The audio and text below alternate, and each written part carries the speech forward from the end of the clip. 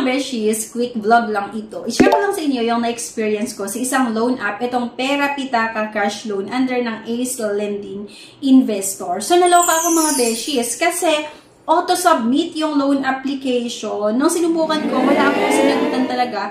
Then, pagka-open ko agad-agad sa loan app na ito, ang sabi ay pwede nga daw akong makahiram hanggang 50,000 pesos. Pero, auto-submit yung loan application ko. If declined sa bank and other loan apps, pwede niyong subukan yung ibang options. See the links sa description at sa comment section below. Click the link and apply. Disclaimer, try or apply at your own risk.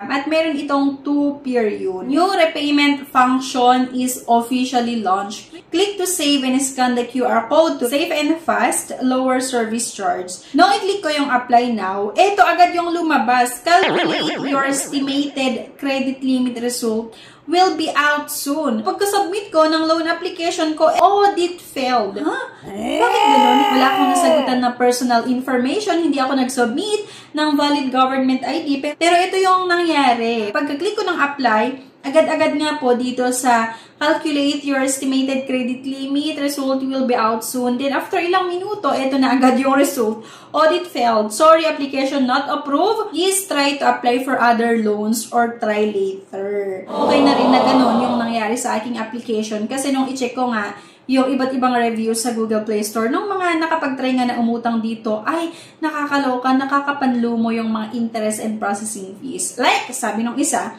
tried applying for 3,000 and approved immediately and only receive 1,800.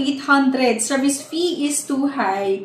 So, akalain mo, 3,000 yung na-aprubahan, ang natanggap lang ay 1,800. Kasi nga po, meron silang kinakaltas na processing fees at interest. At kung ano yung natitira, yun lang yung dinidisperse. Ganon din sa review ng isa, from 3,000 down to 1,800. Overcharge, processing fee. At ito pa, advance bayad mo, tapos pag-reloan mo, not approved na agad. Sa second, not satisfied for this kind of loan. Huwag na kayo dito.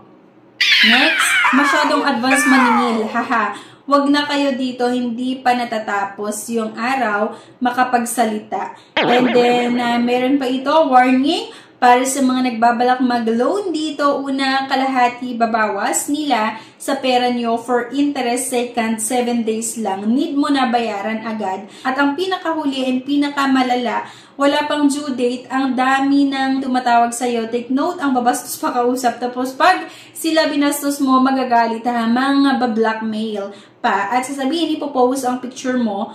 Haha, kung ayaw nyo bastusin kayo, wag din kayo bastos kumausap.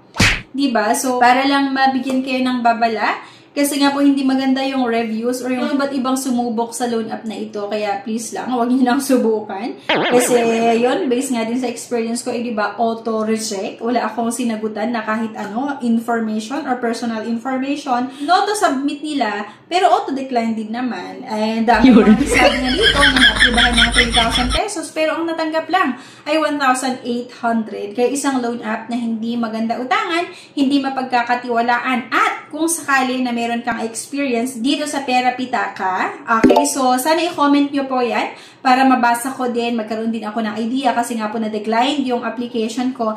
At para mabigyan din natin ng babala yung mga iba na isip palang utangan itong loan app na ito. Kasi nga diba, hindi maganda yung mga reviews. And ayun, para magawan ko din ng next vlog at sabi natin sa ating mga followers, yung mga experience nyo para hindi sila ma-fall nga sa ganitong scheme ng iba't ibang mga loan app. So yun lang mga beshies. Thank you for watching and please don't forget to click the subscribe button. Sana i-like nyo din yung ating videos at ay huwag nyong kalimutan nga na mag-subscribe para makasali kayo sa ating cellphone giveaways na ini-announce ko po every 25th of the month. At syempre, congratulations sa winner natin. So ito po yung cellphone na pinamimigay natin mga beshies. Kung makikita nyo, meron tayong dalawang cellphone pa dito.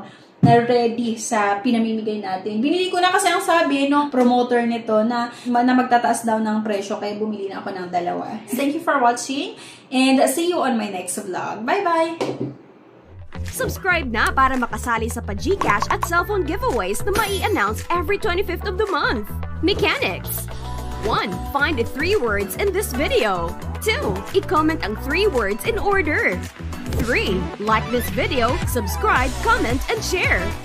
If declined sa bank and other loan apps, pwede niyong subukan yung ibang options.